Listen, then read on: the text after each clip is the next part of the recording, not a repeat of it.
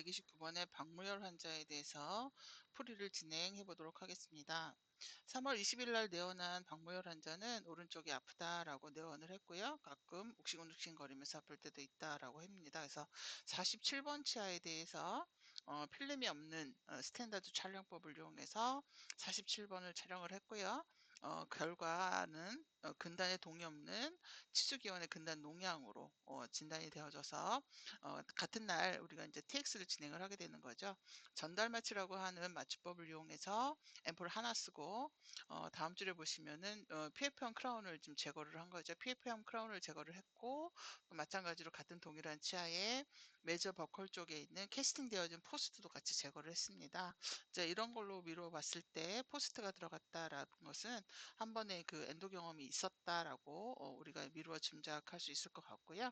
그래서 당일날 이렇게 캐스팅 되어진 포스트 크라운과 그 다음에 PFM이라고 하는 크라운을 같이 제거를 했고 또 더불어서 가터포처 포인트라고 하는 근관내 기존 충전물인 가터포처 포인트를 제거를 같이 하게 됩니다. 그래서 근관 내 기존 충전물 제거는 이제 근관당이니까 3개가 들어가고요. 캐싱 포스트는 메저 버컬 쪽에만 있고, 그 다음에 이제 우리가 포세린 크라운은 치관부에 달라붙어 있는 거죠. 그래서 부착이 되어진 거기 때문에 요거를 청구할 때는 청구 기준에 맞춰서 PFM 크라운과 포스트는 둘 중에 하나를 100과 50으로 청구하셔야 되고요.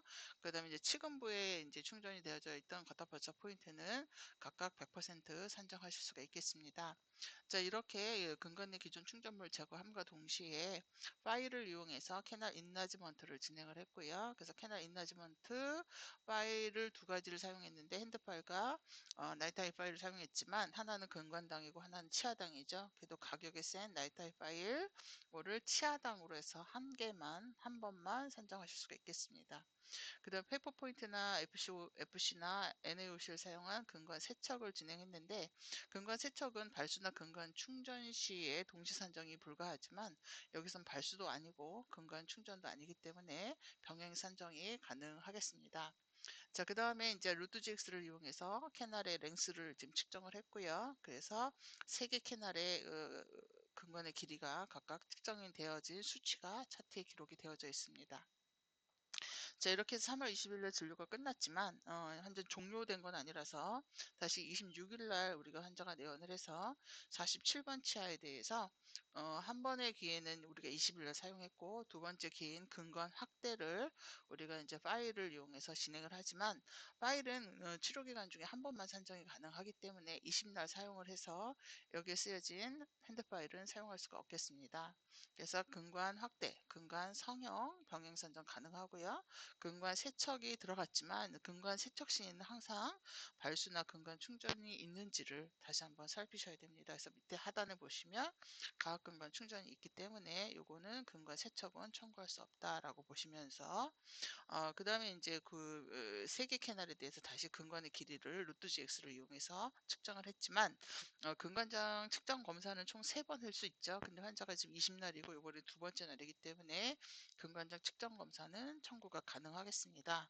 그 다음에 가압근관 충전을 했지만 가타부적 포인트나 EH26은 포함된 가격이기 때문에 별도 산정이 안 되어지고 이런 것들을 다시 디지털 촬영을 통해서 확인을 한 겁니다. 자, 먼저 차트를 보시게 되면 차트에 3월 20일 날 선택하시면 될 것 같고요. 그 다음에 47번 치아를 선택을 하시고 자, 여러 가지 이제 3월 20일 날 진료 중에서 가장 우리가 이제 먼저 해야 될 건 뭐냐면 근관내 기존 충전물이 이 진료의 핵심 어떤 처치라고 보시면 되겠습니다. 그래서 리엔도를 눌러 보시면 될 거예요. 자, 리엔도를 불러주시게 되면 3캐널인지 3캐널인지 보셔야 되고요. 자, 그다음 파일은 지금 이렇게 보여지는 대로 나이트아이 파일이 더 맞는 거기 때문에 나이트아이 파일과 핸드 파일을 둘 중에 하나만 한다 그러면 지금 우리가 나이트아이 파일을 선택을 하는 게 맞겠습니다. 자, 그 다음에 이제 우리가 여기서 이제 추가적으로 더 넣어야 될 것이 차례차례 보신다 그러면, 총 우리가 이제 그 촬영은 한 번 했어요. 치근단 촬영은 한 번 했지만 필름이 없는 거기 때문에 우리가 필름은 삭제를 좀 해주셔야 되고요. 그 다음에 또 하나는 하치조신경 전달 마취, 지금 47번이기 때문에 하악이니까 하치조신경 전달 마취법을 선택을 하셔야 되고, 리도카인의 개수는 하나인지 살피셔야 되고요. 그 다음에 이제 추가적으로 더 넣어야 될 것이 뭐냐면 포세린을 제거를 했죠. 그거는 우리가 근관내 기존 저기 보철물 제거 복잡으로 보시면 되겠습니다. 그래서 보철물 제거 복잡을 찾으셔야 되고요. 보철물 제거 복잡이 어디 있을까요? 네, 여기에 있습니다. 그래서 추가적으로 더 넣으셔야 되는데 여기에 말고 금속재 포스트 제거도 같이 했기 때문에 다시 넣으셔야 되는데, 자, 우리가 포스트 제거는 지금 봤을 때 우리가 하나만 원래 되어져 있죠. 메조 버컬 캐날이기 때문에 일단 하나로 줄여 놓으셔야 되는데, 자, 우리가 복잡과 금속재 포스트 제거는 둘 중에 하나를 100으로 잡고 하나는 이제 50으로 잡으셔야 되는데, 금속재 포스트 제거가 100이고 포스트 크라운이 포세린이 50%로 선정을 하시려면 이렇게 줄여주시면 될 것 같아요. 그 다음에 긴관내 기존 충전물 100% 보시면 될 것 같고요. 근데 근관장 측정 검사가 있는지 확인하셔야 되는데, 근관장 측정 검사가 없다 그러면 여기서 다시 근관장 측정 검사를 추가적으로 우리가 선택을 해서 또 삽입을 하시면 되겠습니다. 자, 그 다음에 이제 더 들어가야 될 것이 있는지 확인하셔야 되는데요. 근관내 기존 충전물 제거, 세척, 확대, 성형 들어갔고요.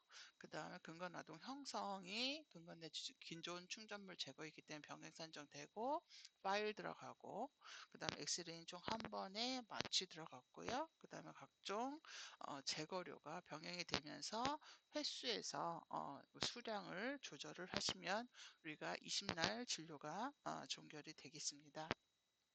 자, 마찬가지로 26일 날인데요. 47번 치아 선택을 하시고, 여기서는 가장 주된 진료가 가학근관 충전이라고 보시면 돼요. 먼저 그래서 가학근관 충전을 선정해 놓으시고, 그 다음에 여기서도 우리가 디지털 촬영이기 때문에 필름은 삭제를 좀 해주셔야 됩니다.